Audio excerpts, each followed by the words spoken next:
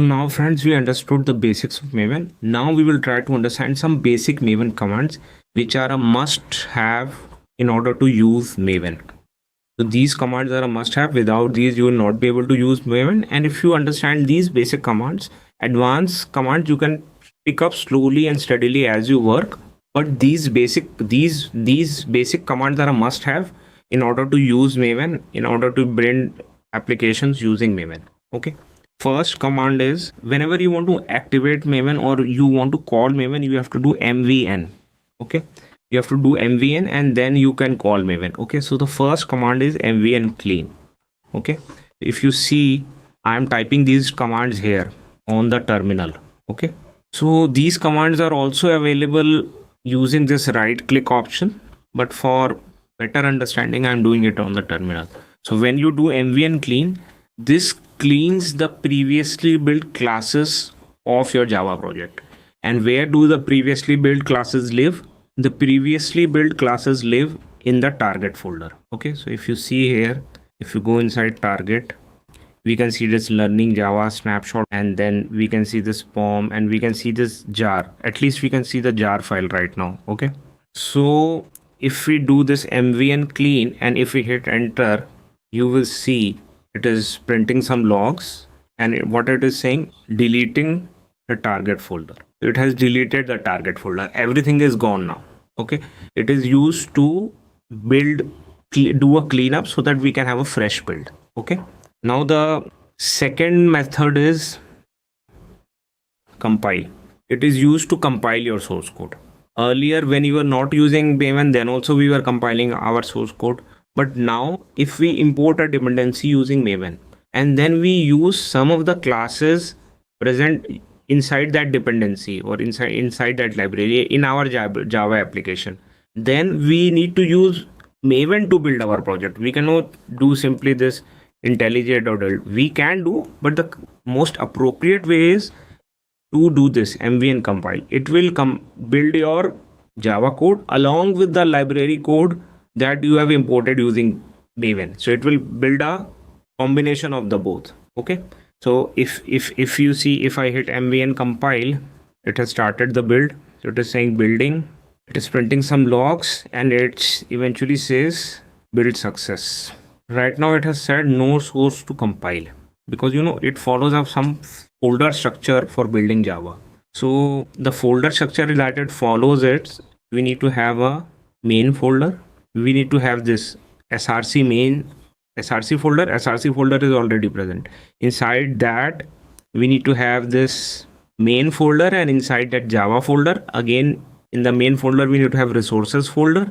Then we can, if we want to write JUnit test, we should have test inside src and then Java folder, and then resources also in test src, as the resources is used for some additional files.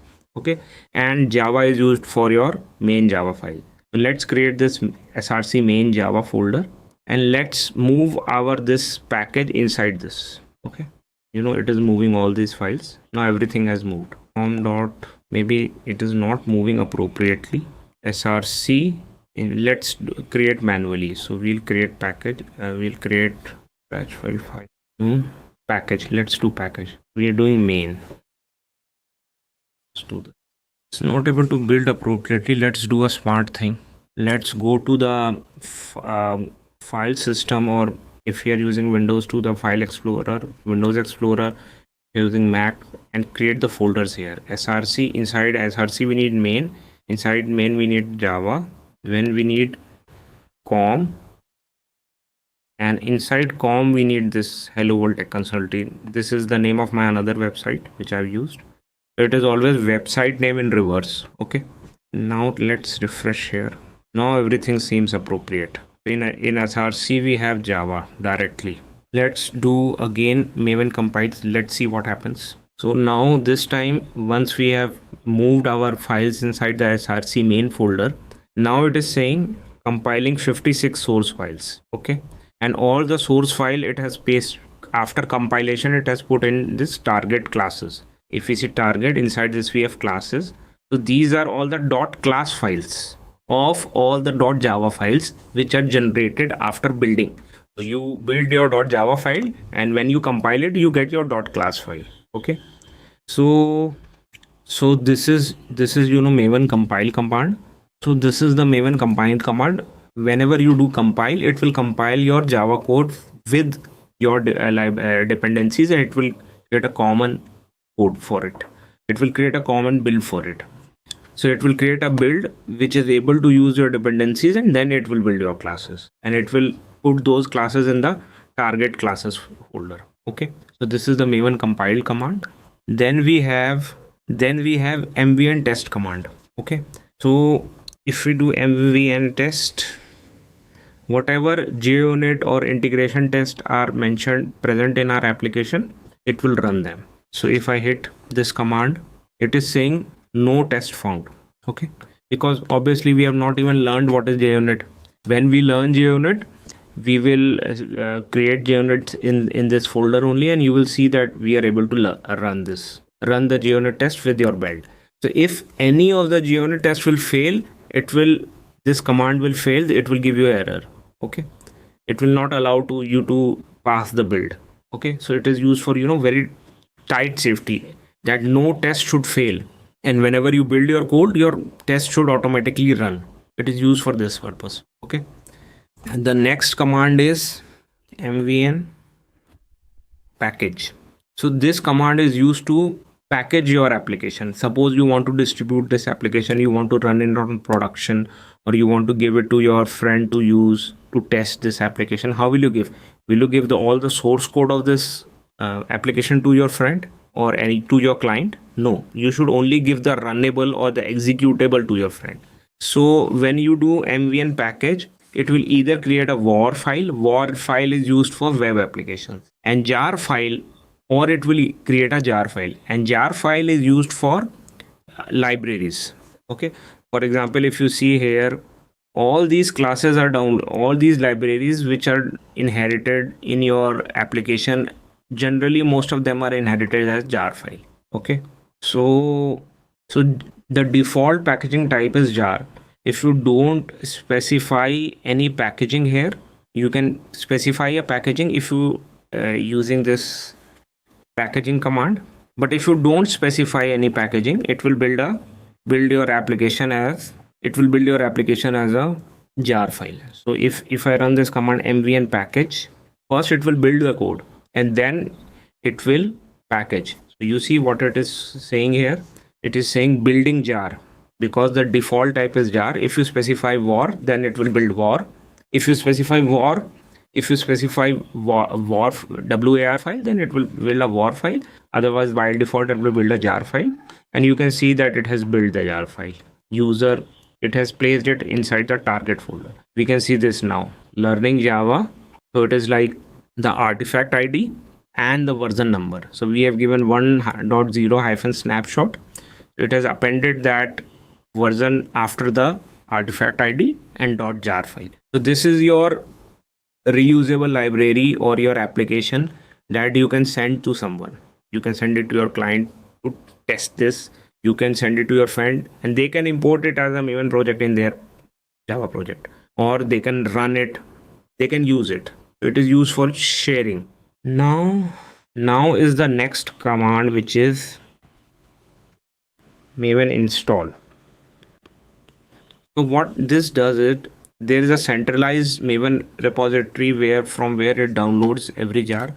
But in your computer also, there is a local Maven repository. So whatever you download from the first time from the centralized Maven repository, it is placed in your local Maven repository in your computer, so that the next time when you build the command, it will first check in your local Maven repository. If the jar or if the dependency is present, it will not download again from the centralized Maven repository. It is like a local cache of dependencies which is maintained in your computer. So now this mvn install, what this command does is, it will copy your jar from the target folder to your local Maven repository. Okay. So if I enter this mvn install, we can see here, first it has compiled the code again. Then it has again tried to run tests. So one command also calls other commands in the background. But the important function is this install, and what it does, it is, it is saying installing this file from the target folder, and this is my local Maven repository to slash repository. Inside this, it is creating this folder structure in -sps tag. So this is according to this group ID, whatever we have specified.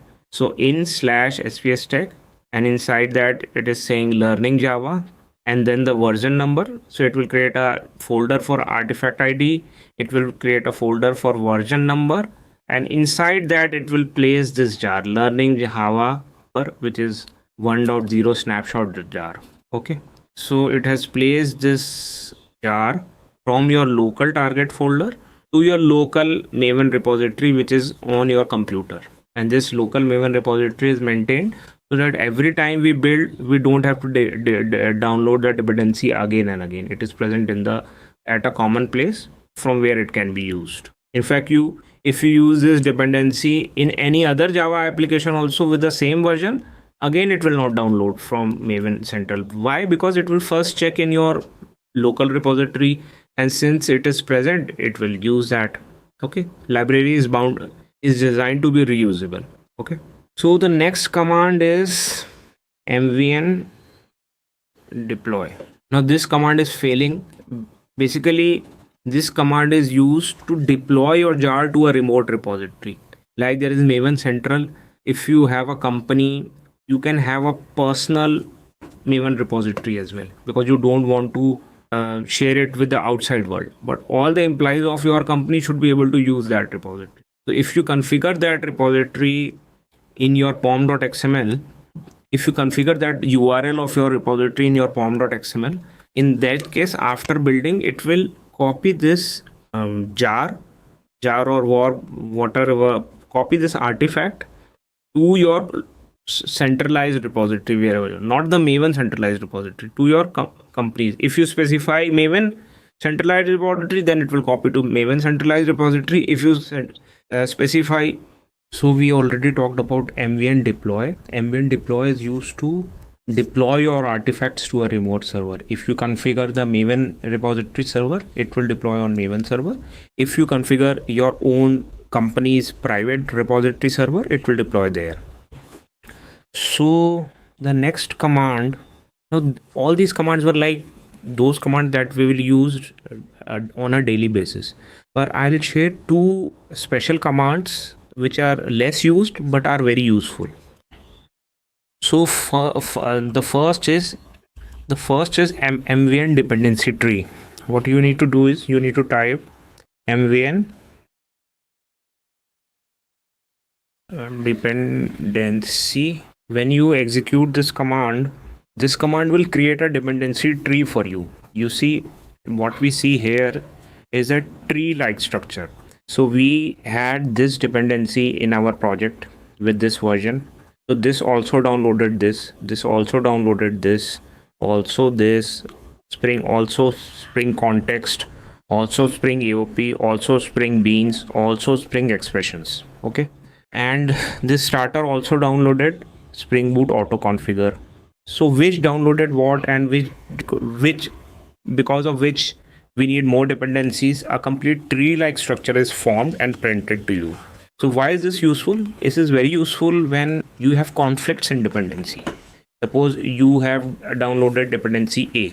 Now A depends on two dependency, B and C, and B and C both depend on different versions of D. So B also is importing D, C is also importing B, but both of them are importing different versions of D. So there can be a conflict in dependency. Okay, so in that case, you can print out the dependencies tree and see where the conflict is occurring, and then exclude those dependencies for the correct in order to get the correct version of D, or in order to get the correct required version of D.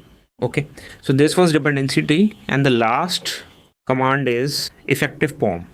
mvn, we need to type help effective, like the example I gave you. A requires B and C, and B and C both require different versions of D. So which version of D is actually getting included in your application? For that, you need to create an effective-pom out of the pom that you have defined. So this command prints the effective POM of your uh, uh, project based on the POM that you have configured.